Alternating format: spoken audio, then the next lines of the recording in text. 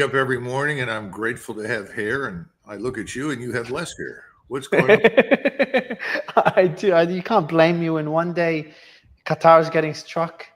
Before that, there's a plan of a Riviera in Gaza. A few days after that, there's Russian drones going into Poland, and obviously, unfortunately, Charlie Kirk getting shot. So you can't blame me for losing my hair. I didn't know you were that sensitive, Mario. I thought you were tough. I haven't been in the military, Colonel, unlike you. But No. it's a pleasure to speak to you again, sir. And it's like every time we speak, something new happens. We can't get peace of mind for not even a few weeks now. Most recently, actually, not even skipping the drones for now. I want to talk about the military drills. Everyone's obviously the media is preoccupied with the unfortunate assassination of Charlie Kirk, but most people don't know there's pretty large military drills in Belarus by Russia and Belarus days after the drone incursion into Poland, which we'll talk about in a bit.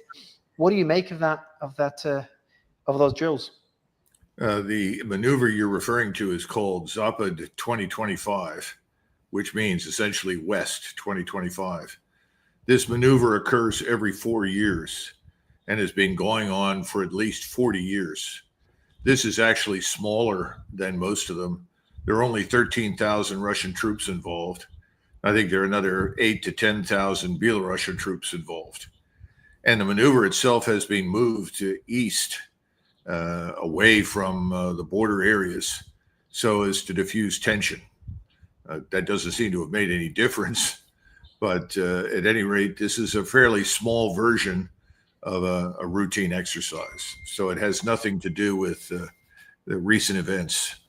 It was scheduled. That was my response as well when I first saw it, because if you look at previous drills they've done, the Zapad 2021 had 200,000 troops. But then if you add that up with the drone incursion that we saw, where I'd love to get your thoughts on that as well, and a lot of people seeing it as Russia testing NATO's resolve and the air defense system that Poland has. If you add that with the fact that the Zapad 2021, were weeks or I think months before the invasion, and then there was further military drills between Belarus and Russia weeks before the invasion. Does that concern you more? Because Lithuania seems pretty concerned. They sent 30,000 troops to the border with Belarus. I am completely unconcerned. And in fact, NATO headquarters has published a statement saying that they do not regard what happened with these unmanned systems, these drones, as you call them, as an attack on Poland. That's completely false. I think you've got to be careful when you start connecting these various events. It's sort of like saying, well, Colonel Macgregor, you graduated from West Point in 1976, and since then you've been involved in many operations, some of which people think were unjustified or even illegal. And as a result, we want to know whether or not you think you're a war criminal. It's ridiculous. So adding those events up and trying to make something out of them is a waste of time. I did look at the so-called drones that ended up in Poland. Only one struck anything, and none of them were armed. They seem to have been picked up and through electronic warfare redirected in some way. The Belarusians tracked these drones coming out of northeastern Ukraine or out of northwestern Ukraine, headed west. They informed the Polish authorities that these were coming. They actually shot some down, and the Polish authorities then subsequently attacked them or sent up aircraft trying to deal with them. They seem to have actually shot down 20%. But the wreckage that's being examined, there were no explosives. So there was no intention to harm anybody. And it looks like these were simply caught up in this massive electronic warfare environment. I mean, most people don't understand that today in Ukraine, White Russia, Poland, Lithuania, all these areas, there's enormous electronic warfare underway, where people are not only trying to track things, but also defeat intrusions. So bottom line is NATO has said, no, we don't regard this as an attack at all. So then the next question comes, why are there 40,000 troops on the Polish border facing Belarus? Because that's what I'm told has gone there. And I got into contact with some of my reliable Polish sources, and they confirmed to me universally, said, this is theater. This is the Polish government trying to play up something that is otherwise meaningless And it plays to a certain audience in Poland that is still paranoid about Russia. And it's an attempt also to strengthen in some people's minds Poland's connection to NATO. I mean, you could roll all of those things together. But the truth is, there's no Russian threat to Poland. There's no Russian intention to attack Poland. This was not an attack on Poland, as NATO has already stated publicly. So I think we can bury this. It's dead. Before we bury it, we agree on everything so far. There's only one thing I want to question, is the intention behind the drones. So I don't think Russia intended to attack Poland. I remember when I was sleeping, my team woke me up saying Poland's under attack.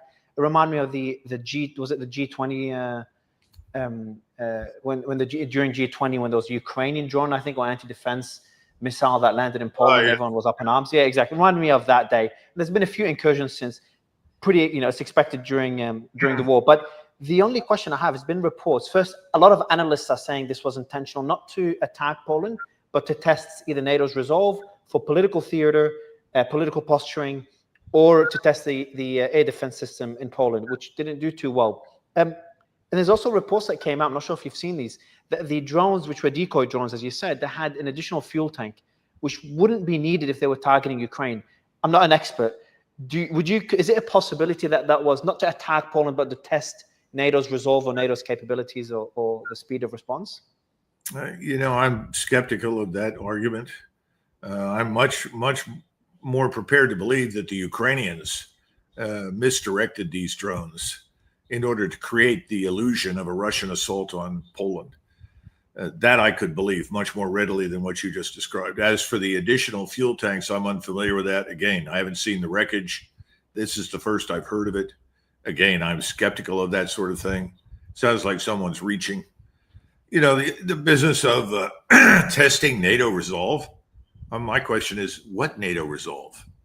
Who are we kidding? I don't see any evidence that there are any NATO armies mobilizing and moving east. Right now, the French military is waiting to be called into duty inside France against people inside France that threaten the government. I think something similar could happen in Great Britain. And in Germany, they seem to be rounding up everyone who is a quote-unquote nationalist who's in uniform and imprisoning them. I don't see much evidence for NATO resolve.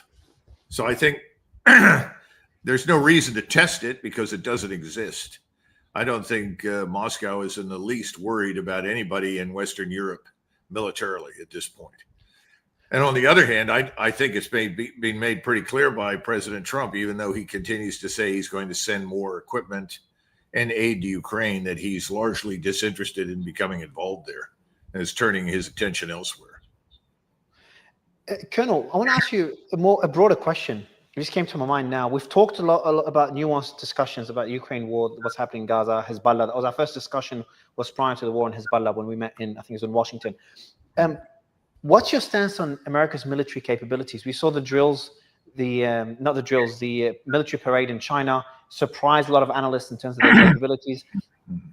So maybe a more direct question would be, where do you place the US now in terms of military might, and how would you compare it to China and also Russia? Well, we know that we can sink unarmed, fast speedboats in the open that are otherwise undefended. We've done that in the Caribbean. That's the latest naval victory for the U.S. Navy. Look, I think the United States Armed Forces right now are still, for the most part, what I would call legacy forces. In other words, these forces collectively are a tribute to the Second World War and the Cold War. We're still operating within a strategic framework that is really increasingly irrelevant. What we've done is we've taken some new technologies from time to time, new capabilities, repackaged them inside the existing force structure. I guess what I'm trying to say is there's nothing really new in the U.S. Armed Forces over the last 20 or 30 years that we can point to as evidence for fundamental change in any new direction. These are old force structures, old force designs. Now, when we turn to China, we're seeing evidence for some new force designs. They're now talking about battle groups composed of different kinds of forces. Remember, they've got an estimated 15 to 18 divisions of pure infantry that guard their borders. and they have borders that are thousands of miles long, so that makes sense. But they have no military capability. So if you take that out of the equation, look at the rest of it, you do have now submarines, nuclear submarines that are armed ostensibly with nuclear weapons. And I think the Chinese are developing rapidly in that area. But I think the most important things that we saw were once again in what we would call the rocket forces. And China's emphasis in military development and force design, almost from the beginning, has been to provide forces, capabilities that will stop us, the United States Navy, principally and Air Force, from intervening in China. In other words, this is what we refer to as anti-interventionist capabilities or area denial capabilities, denial in the event that we wanted to penetrate Chinese airspace, denial to us in the event that we wanted to assemble a task force off the shores of China and try to invade it. These are the things that we saw. Otherwise, we saw lots of properly uniformed, good-looking young men and women who miraculously marched in step, which is more than I can say for the U.S. Army right now, based upon their last parade on the 14th of June. So I would say we are a glimpse of the past. What you saw in Beijing is a glimpse of the future. How's that? First, that's concerning, but second, how's that possible when China's spending so much less, reportedly, obviously we don't know the exact figures, on their military development? Is that, are you saying the US Army is just too inefficient? Or am I misunderstanding you? Because you're saying the US Army hasn't developed anything new, but is still far ahead of China, which doesn't have a lot of, they haven't been tested really during times of war. So that's an advantage that the US have, because they're over-testing their equipment, to be honest. Well, if you go back to 1910, 1911, 1912, 1913, everyone in the Western world was convinced that the British and French forces, particularly their armies, were vastly superior to the Germans because they had all this wonderful military experience, all of which turned out to be completely irrelevant in the war with Germany. And the German forces during the First World War, I would argue even in the Second, were always superior to the Western forces they confronted and to the Eastern forces. Particularly in World War I, if you go back and look at the statistics, for every German casualty, there were at least 2 to 3 casualties in the French and British armies, even though the French and British armies outnumbered them. I guess what I'm saying is we tend to overrate recent experience against weak opponents as evidence for superiority. That tells you absolutely nothing. Secondly, you got to look at the way forces are organized and how they're equipped. If we look at the rocket artillery, the capabilities that exist in both the Russian and Chinese forces, they vastly outstrip us. We have nothing to compare with it. I was looking at a very recent strike by the Russians in Ukraine on what was a very sensitive target because it contained all of the drone operators and all of the strategic direction being imparted to Ukrainian drones in a part of Ukraine. The Russians tracked it, they identified it, they caught all of the electronic signals, and then they used something that they called a flamethrower. The flamethrower is not really a flamethrower, it's another version of rocket artillery using thermobaric warheads. Thermobaric warheads means fuel, air, gas, explosive. Very powerful. And in the space of a few minutes, from various locations, several of these flamethrower systems attacked the site, and it was erased effectively from the earth. We don't have those systems in the U.S. Army, not even close. And our whole air and missile defense network is very weak. Have to remember that for the last 50 years, we've relied almost exclusively on the United States Air Force to provide air and missile defense for the forces on the ground. And that's because we did not encounter enemy air forces that were very capable. I mean, the last time we had really to fight capable air forces was probably during the Korean War, when Russian pilots flew MiG aircraft against us. Prior to that, it was, of course, the Germans, and the Germans had very good air defenses for the time. That's changed now. In other words, technology has advanced, and in both the Russian and Chinese forces, I think you're going to see that in Iran as well. During the next round of war between Israel and Iran, I think you're going to see much better integrated air defenses there as a result of Russian assistance and technological advice.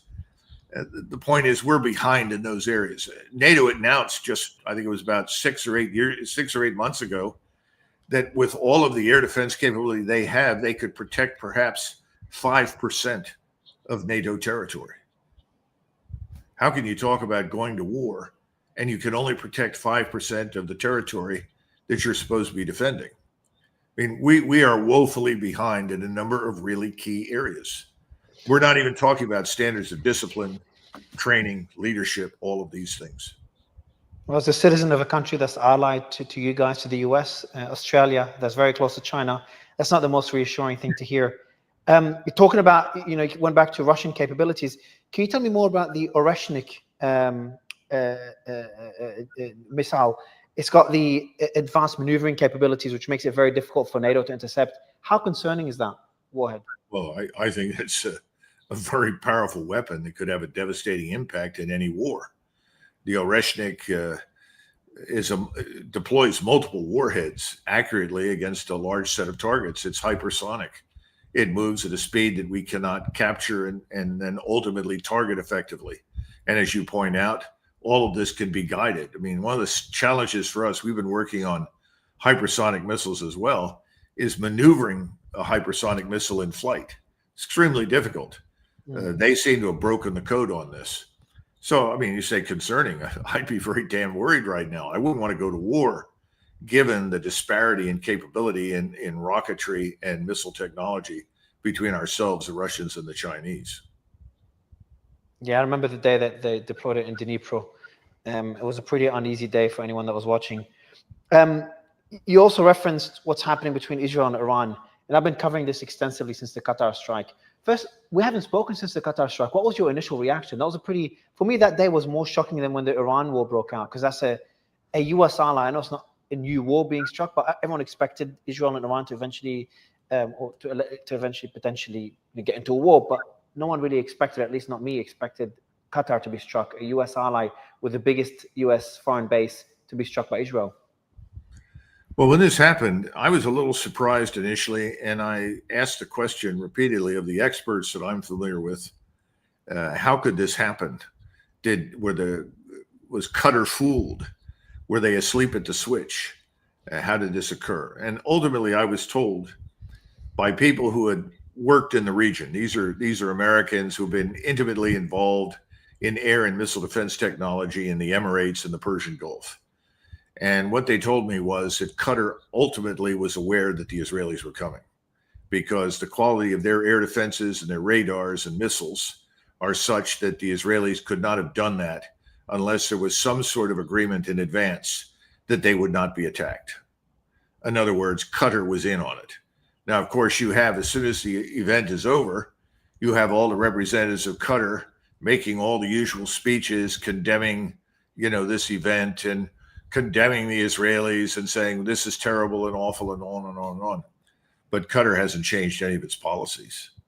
And as a result, I think probably the Israelis had a behind-the-scenes deal, could well have been brokered by us. The other thing is that initially we tried to act as though we knew nothing about it. Then subsequently, Israeli members of the government admitted, no, the U.S. was informed. Of course we were informed. Yeah, that makes no sense. And now we know that Royal Air Force tankers provided the refueling capacity in the air. So the British were involved.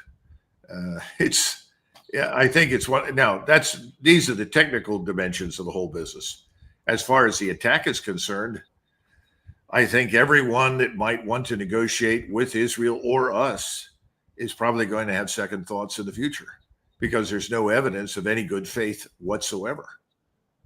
Look what happened when the attack on Iran had begun. We were supposedly holding talks with the Iranians, and we acted as though, well, we knew nothing about this. Well, I don't think that's true either. So why would people in the future regard us as a credible negotiating partner? I don't think they will. Why the discrepancy? That's what perplexes me. Why the discrepancy between what we're seeing in the Middle East, with the points you've made, that what Iran was, even Hezbollah was lured into that meeting where they killed Nasrallah and other leaders.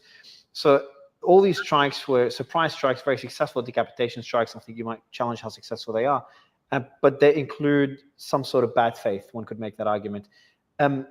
But it's opposite happening in Russia. Trump is opening the red carpet for Putin, meeting him in Alaska, and genuinely seeking peace.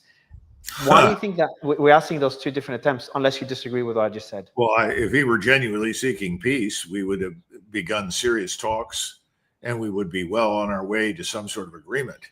So I don't think that was ever serious at all.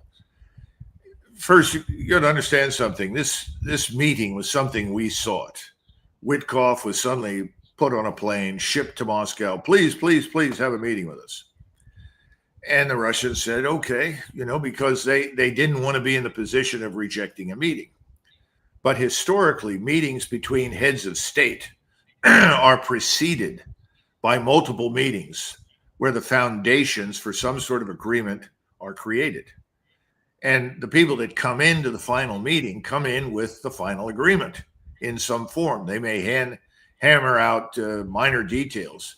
But my point is that when you go into these kinds of meetings, you have studied the problem for a long time. You have studied your opponent's proposals, and you have your own proposals. And then you go back and forth until you work out an agreement. None of that happened. So it was unserious. And that's effectively what Vladimir Putin said.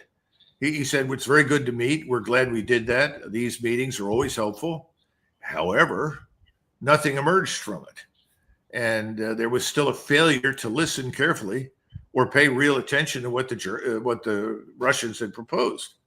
This goes all the way back to December of 2021, when they put together complete proposals for a new security architecture in Europe, a set of proposals that they asked us to examine. We never examined them. We refused to examine them. We hadn't examined anything in detail before that meeting. And I think President Trump wanted to do 3 or 4 things. First, he wanted good optics. This is the reality TV star. This is someone who understands the impact of images. He knows how to manipulate public opinion through images. So he sets this up at Elmendorf Air Force Base in Alaska, and he parks on either side of the red carpet all of these advanced combat aircraft, F-22s, F-35s, whatever they were.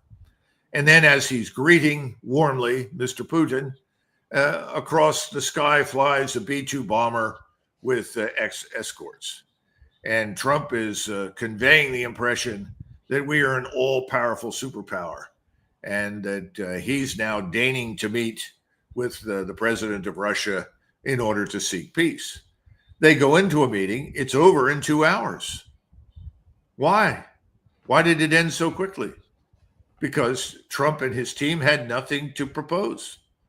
Trump thought that he was going to overawe Vladimir Putin with his image, with his glittering personality, the force and power of Trump and the Trump myth, and that something good would come out of this, that he could get the Russians to back down from their positions and agree to a ceasefire. There was no chance of that. Absolutely not. What's the disagreement? Because I think both leaders do want peace, but they just want it on different terms. Well, the terms. Everyone's debating what those terms are, but listen, the terms on the Russian side are very clear. They have not been altered in any way.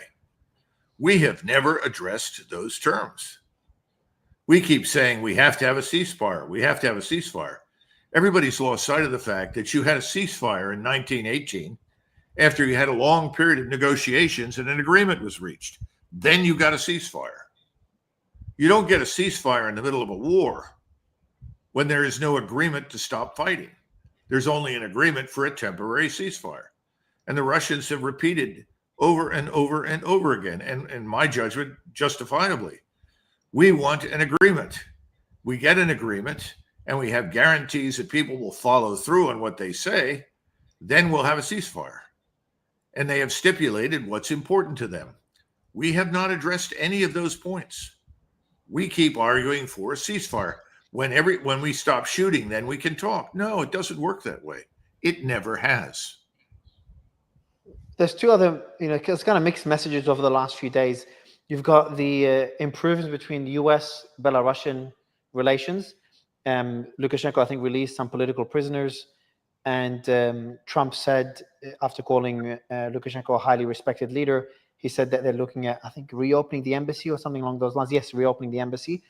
But on the other hand, you've got the Trump's statement that his patience in an interview, I think yesterday, said his patience is running out with President Putin.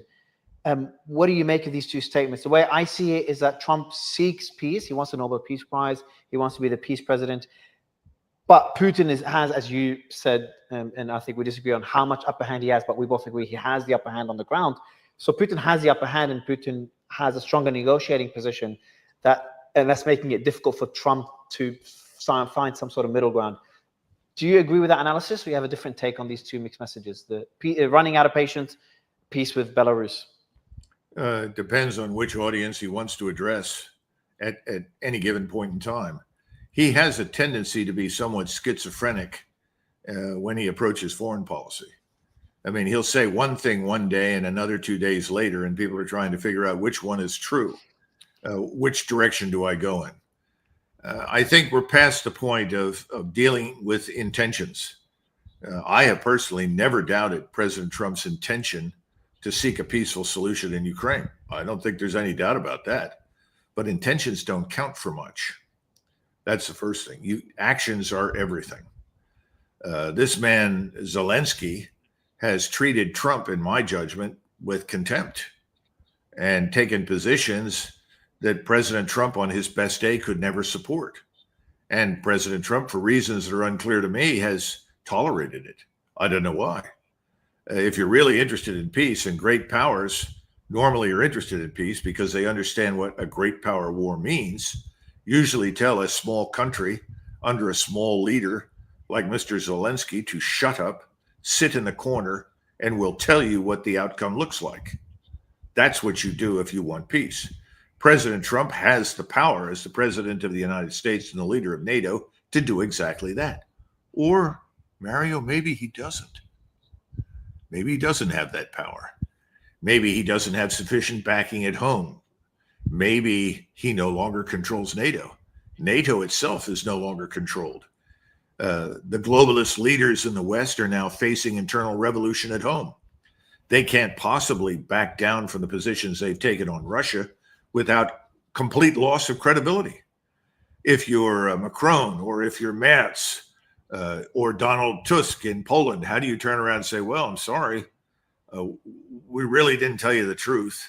Russia doesn't want to conquer Europe. Russia isn't interested in going to war.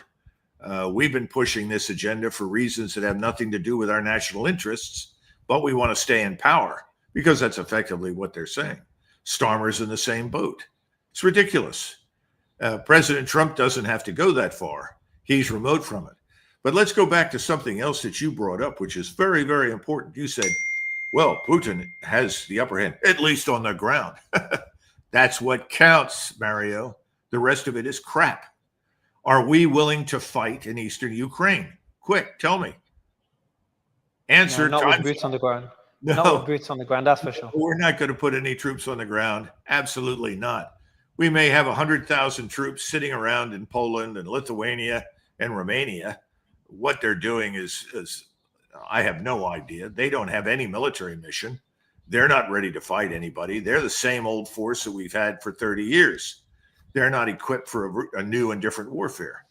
Now, we do have headquarters on the ground in Europe, one in Germany, from which we've been directing operations in Ukraine, because the war in Ukraine is really our war. We've just expended a lot of Ukrainian life in the process. But the point is, we're not going to fight on the ground. Are the Europeans going to fight on the ground?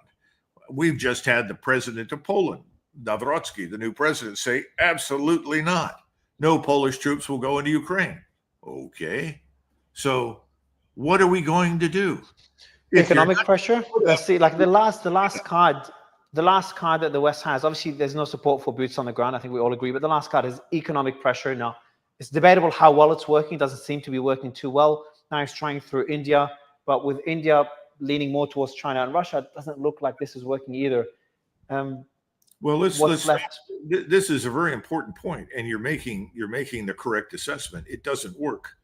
What we're seeing happen in the world is a split between the Western financial system that has dominated the world, certainly since 1945. We did have this massive change undertaken under Nixon in 73 with abandoning the gold standard.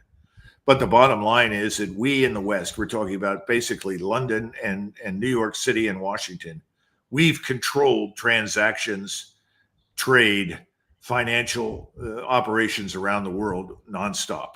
That's ending.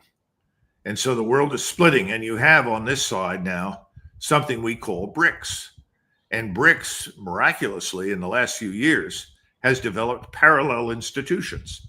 They have the SWIFT equivalent that is actually faster, more convenient, and operates better than our own SWIFT system. In the meantime, we are losing ground because major powers in Asia, major powers in South America, major powers in Africa are moving away from us and moving towards BRICS. So we're looking at a split in the global financial system. If you take China, take India and Russia, now start adding Brazil and South Africa, and increasingly, I would argue, much of Africa, period. I think we're going to see the Saudis and others in the Middle East eventually migrate in the same direction. They're migrating away from us, and they're migrating in the direction of BRICS. This is an event that is almost, well, it probably is as important as 1492. Now people say, what do you mean 1492? Well, 1492 was the beginning of the end of Ottoman power in the Middle East because trade shifted. Gold, silver, wealth, power shifted away from the Middle East. And the Middle East was no longer capable of transporting and doing business between China, India, and the West. And the West now had a huge source of gold and income that came out of the New World. This promoted a complete split, and we saw the Western world take off. It took off for many reasons, but now in the Western world, with all of that wealth, there was a huge demand for science and technology and commerce. We're seeing something similar to that happen today. Only it's not because we discovered a new civilization or a new country halfway around the world. It's not because we got to Mars and landed there and found something new. It's because China, India, most of Asia, most of Africa, and increasing large portions of South America are all moving away from us into a new gold-backed system of currencies.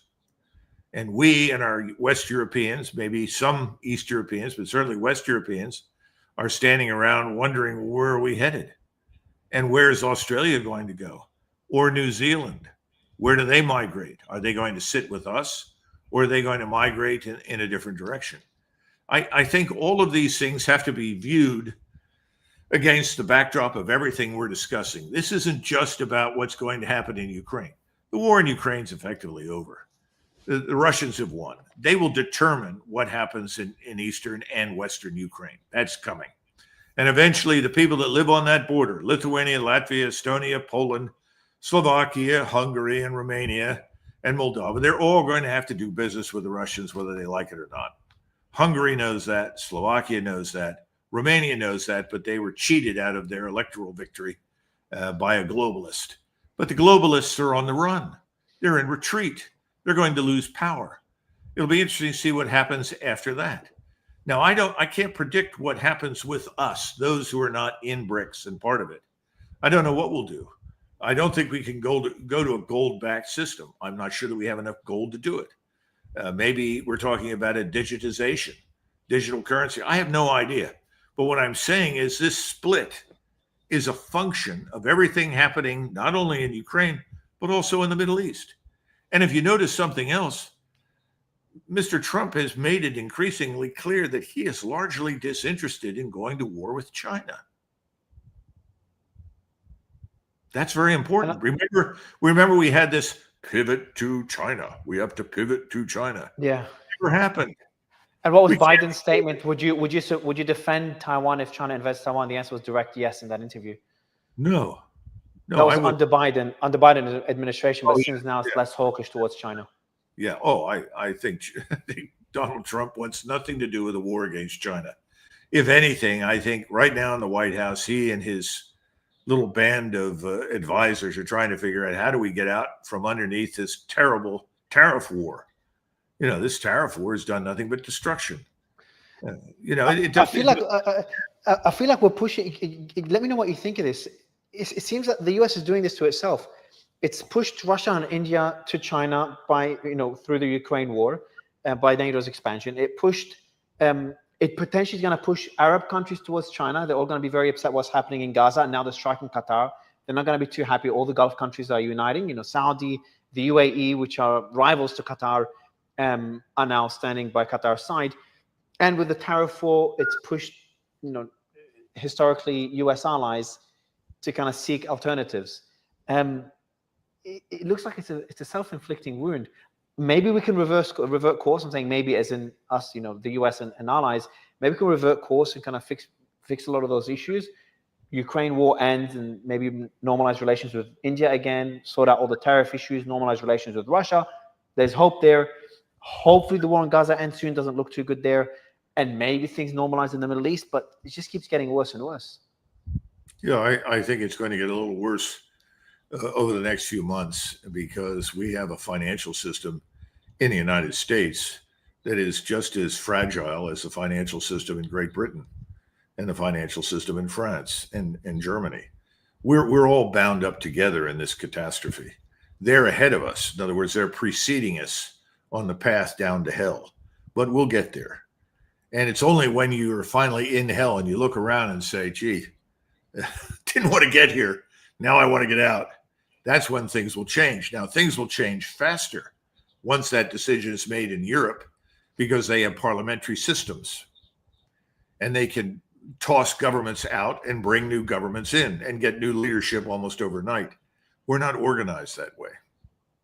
So it's going to be much harder here in the United States when it strikes. What do you make of the name change as well, from the Department of Defense renaming it back to the Department of War? Optics, anything meant behind it?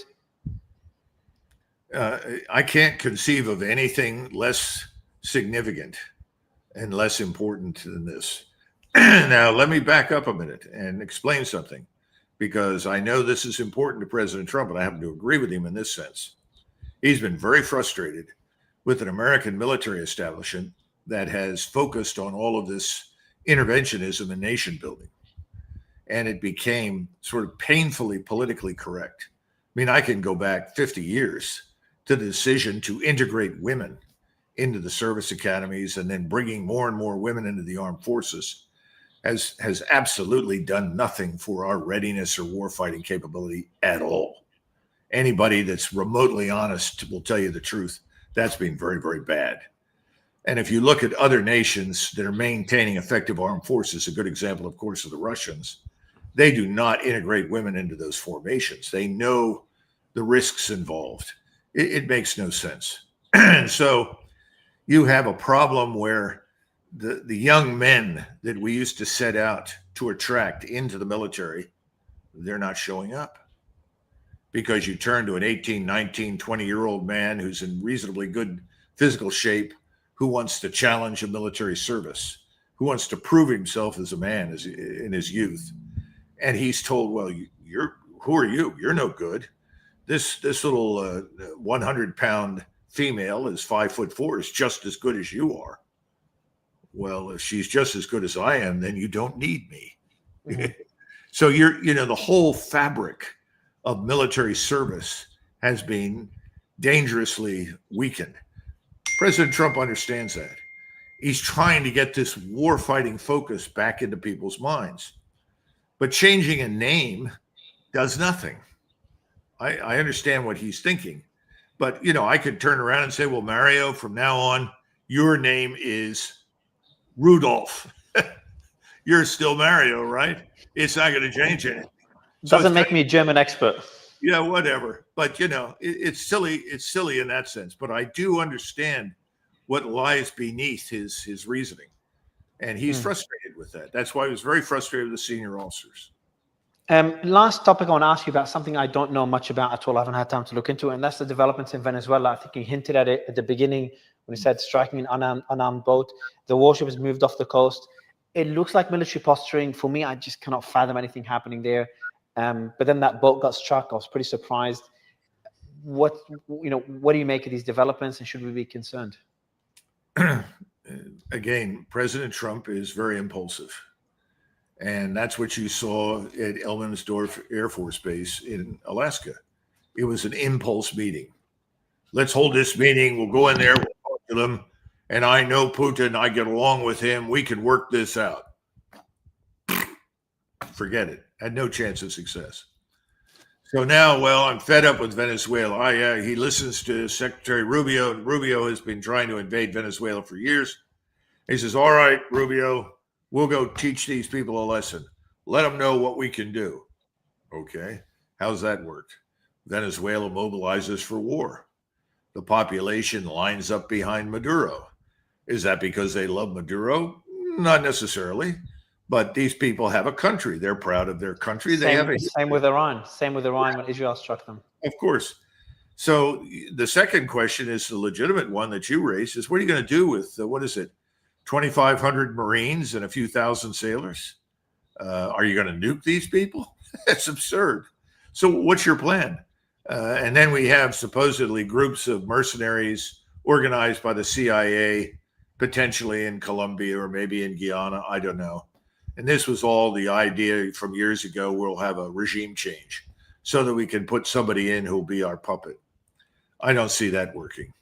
So the real question is, what do we want to do? And if you want access to oil and gas, let me explain how you get that in Latin America in a place like Venezuela. First of all, the Chinese have already offered to come in there and try to rebuild and refit all of the oil and gas infrastructure.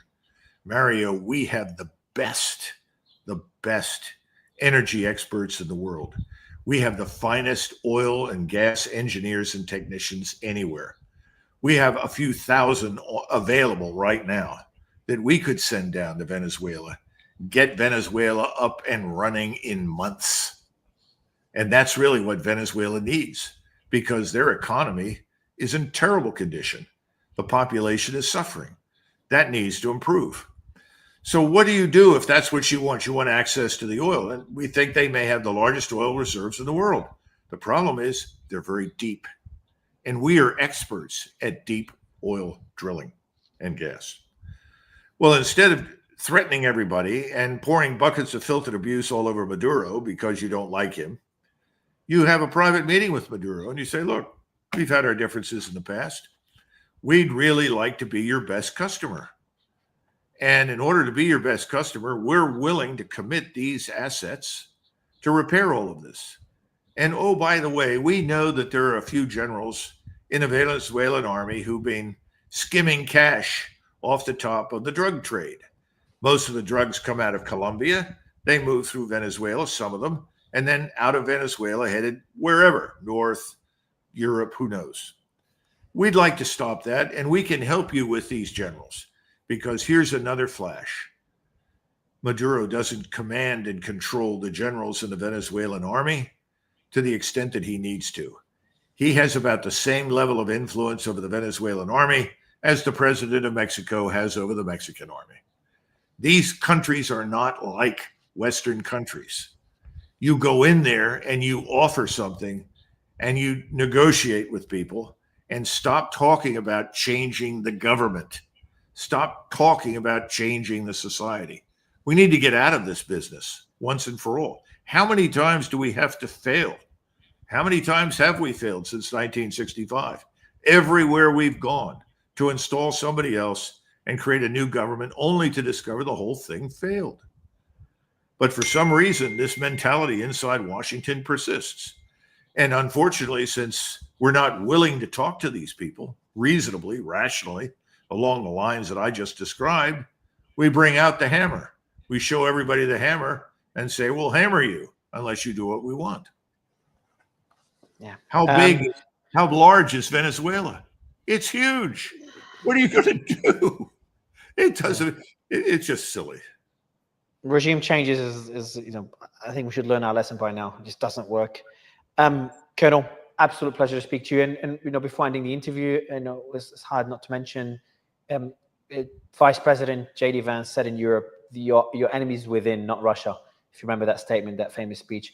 And I want to say the same thing, not the same thing now to the US, but something to consider at least, the polarization we're seeing since the assassination of Charlie Kirk. What was your reaction when you first saw it, and any thoughts on it? I'm not sure how closely you're following it.